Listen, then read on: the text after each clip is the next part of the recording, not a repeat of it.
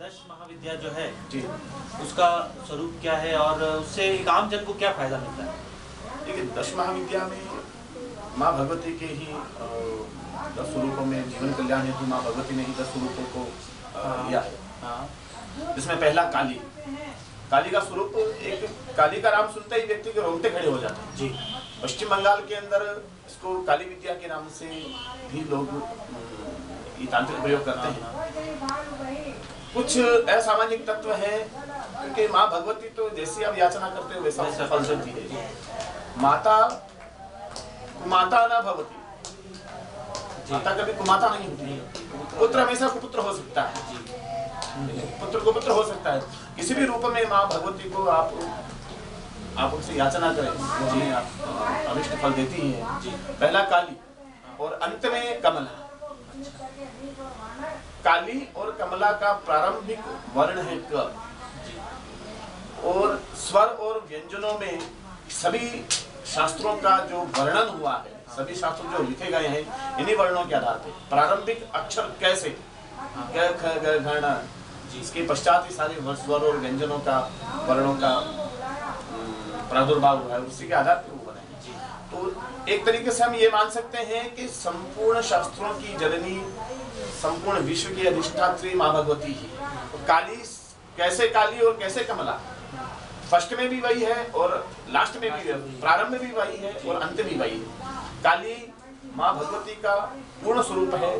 काली का प्रादुर्भाव रक्तबीज इत्यादि, मधुकेटव इत्यादि जितने भी राक्षस हुए हैं उनका विनाश करने के लिए हुआ है। और माँ कमला लक्ष्मी का स्वरूप है, विष्णु की वामांगिनी है, विष्णु की प्रिया है।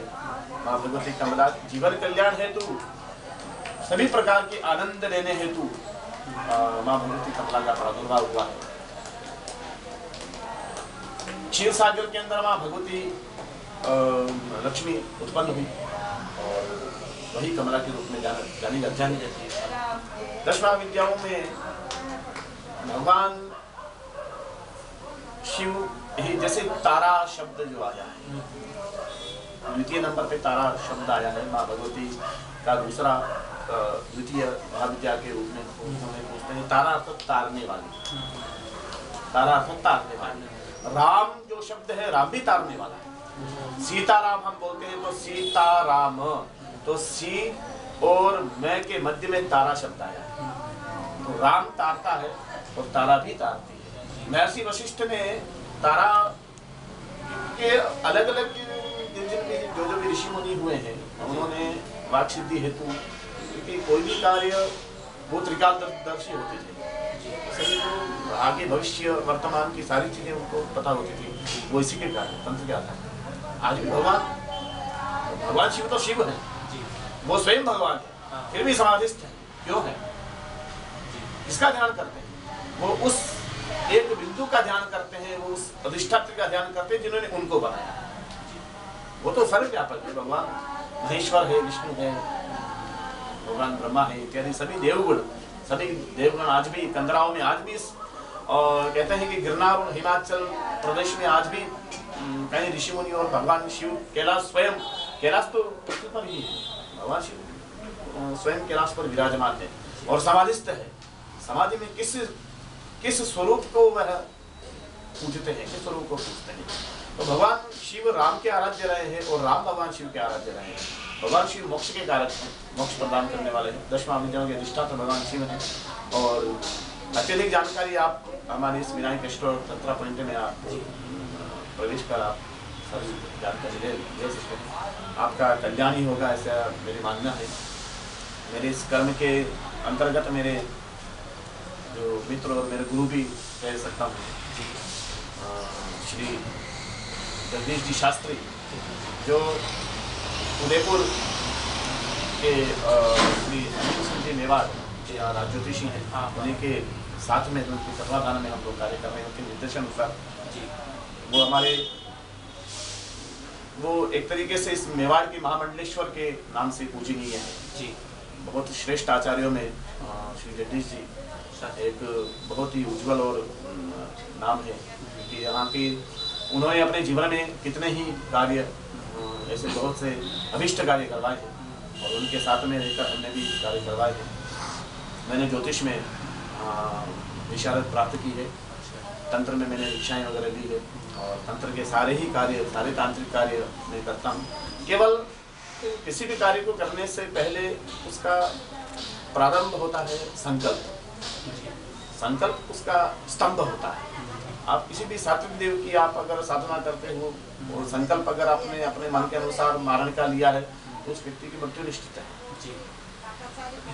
तो आप संकल्प को बदलो, आपका कार्य वैसे ही श्रेष्ठ होगा। और मेरे साथ में मेरे परम मित्र श्री जनार्दन जी त्रिवेदी हैं, जो ज्योतिष और अंक शास्त्र, जैन शास्त्र के प्रधान माने जाते हैं। ऋषभ देव जी में इनका निवास है और हमारे साथ में कई लंबे समय से कार्य कर रहे हैं। एक हमारे साथ में पंडित जी हैं श्री रवि जी शुक्ला, जो मेरे प्रिय परम मित्र हैं। उन्होंने बहुत ही वो भी उन्होंने वेद में आचार्य किया है। जयपुर में रामानुजन महाविद्यालय है, वहाँ पर उन्होंने आचार्य और शास्त्र की है। वेद के बहुत ही प्रधान पंडित माने जाते हैं। हमारे साथ में पंडित श्री अनिल जी आमेटा है, जो कर्मकांड के अच्छे ज्ञाता हैं और मेरा विश्लेषण तो देने की आवश्यकता ही नहीं है और माँ भगवती की कृपा है। और आप सभी का कल्याण हो, माँ भगवती और भगवान विनायक आप सभी का कल्याण करें, आप सभी अभिष्ट को प्रदान करें। बस अंत में मैं एक ही बात कहूँगा कि तंत्र के मायने बहुत विस्तृत है, तंत्र बहुत विस्तृत है। उसको आप स्व कल्याण हेतु अथवा मोक्ष हेतु आप इसको काम में लें। आपका कोई अभिष्ट हो, कहते हैं कि किसी कोई शत्रु है तो शत्रु को मारना नहीं है, सिर्फ अपना कवच बनाना है। हर व्यक्ति का भाग्य अपने अपने स्थान पर उस व्यक्ति को ले जाता है और इसकी मृत्यु निश्चित है, उस व्यक्ति को कोई भी नहीं टाल सकता। इसके भाग्य में जो लिखा है उसको तो कोई नहीं बदल सकता। पर माँ याचना करने कहते हैं कि जितनी बार आप किसी भी दरवाजा आप खटखटाते हो, दरवाजा खड़ा, मैंने एक बार नहीं खोला, 2 बार नहीं खोला, 3 बार नहीं खोला, 4 बार नहीं खोला, अंत में मुझे दरवाजा खोलना पड़ेगा। तो भगवान की आराधना आप किए जाओ लंबे समय तक दरवाजा जरूर खुलेगा, बिल्कुल दरवाजा खुलेगा और माँ भगवती आप पर जरूर अपने बिल्कुल सुनेगी और आपके सारे ही अभिष्ट कार्य होंगे। मैंने अपने जीवन में भूमि प्राप्ति हेतु अनेक कार्य करवाए हैं। संतान प्राप्ति हेतु श्रम्भला नामक यक्षिणी का प्रयोग है, जिससे अपने जीवन में लगभग मैंने 10-11 प्रयोग इसे करवाए हैं। कौन से दुर्लभ यंत्र आपने पास जो है ऐसे हैं?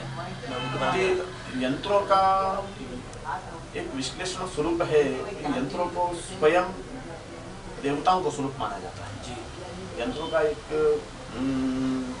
अंकों का समावेश है, इसमें देवता स्वयं निवास करते हैं। अनेक प्रकार के जैनी तंत्र, जैसे जैनी धर्म गुरुओं ने जो यंत्र वगैरह लिखे हैं जी, उसका संपूर्ण विवेचन मेरे पास में है और सारे ही प्रयोग परीक्षित हैं। यंत्रों को भी नियम अनुसार और शुभ मुहूर्त में लिखने पर, शुभ मुहूर्त में उनको सिद्ध करने पर वे सिद्ध होते हैं और अभिष्ट को प्रदान करते हैं। आपकी जो भी मनोकामना है वो स्वयं तंत्र प्रदान करते हैं, परंतु उनमें भी मंत्रों की आवश्यकता होती है। तंत्र, मंत्र और यंत्र तीनों ही एक दूसरे के पूरक हैं। आपको अगर तांत्रिक अनुष्ठान करना है तो भी उसमें मंत्रों की आवश्यकता रहेगी, यंत्रों की आवश्यकता रहेगी। यांत्रिक अनुष्ठान करना है तो भी यंत्रों की, मंत्रों की, तंत्रों की आवश्यकता आपको रहेगी। तो मतलब किसी व्यक्ति को अगर कोई किसी विवाह, पारिवारिक नहीं, आप क्या कहते हैं? महाविद्याओं का मतलब कोई कुछ करवाना चाहता है, पूजा पाठ, कर्मकांड, हाँ, तो अगर कोई कर्मकांड करवाना चाहता है तो आप कांटेक्ट नंबर बताइए जिससे वो जो है उस आपसे जुड़ सके जी। वैसे विनायक एस्ट्रो और तंत्रा पॉइंट में हमारा पूरा जी, हमने पूरी अपनी योग्यता और नंबर, कांटेक्ट नंबर, हमारा स्थान सब बता रखा है। हमारा मुख्य शाखा मुंबई में है और एक शाखा हमारी उदयपुर में है। जयपुर में 3-4 जगह हमारी शाखा बनी हुई है जी। और एक अजमेर के पास में गांव है, वहाँ पर हमारी शाखा है जी। हम लोग व्यक्तियों की समस्या के आधार पर हम एक किसी भी